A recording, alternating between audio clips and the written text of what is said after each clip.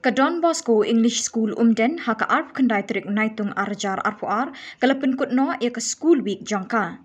Haka ni kesengi penkut ia ke school week lawan ban Sakhilang do Emily kathan uba Mayralborn aim kum kwangsan haka jingi don bringkat Father Glorious Imle Umden Parish Priest, Sister Nirmalet SD Headmistress ka Don Bosco English School kinong hikai lembat kikmi kikpajung hikna school.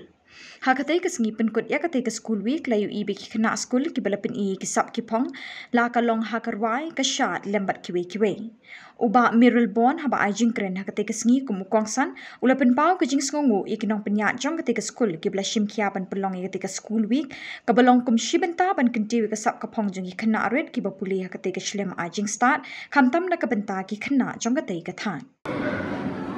Ngatai kendal kikini pa mene bersama tu berjauh mat. Bagi ini lagi kami pun diksir di menang di chat, menang di kiroi. Ini saya bicara mat.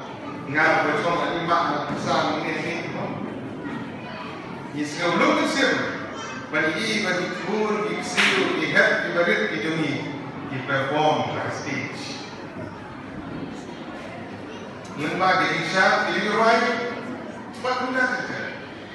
Bagaimana saja menolak bagi ini kita, jadi kita komentar bagi pun gitu kinang berperan bareng, kinang bersyak, kinang berway, sudah ada. Ketu kejuk menerang mencual lagi ya, mencual yang menerang cak. Bagi jadi betul saja menerang jiwa menerang cak, sudah ada. Kadang-kadang kejuk ke benda, kejuk ke belasai, berputar saja. Om tangki hukik sih lebih ikmi kipa dan ikmi berkat. Maka kejuk bangsa pun, berpelik skul di hukik sih kejuk benda. Tentang ikmi kipa orang yang nak sekolah, apa skul, lekau skul, berputar saja.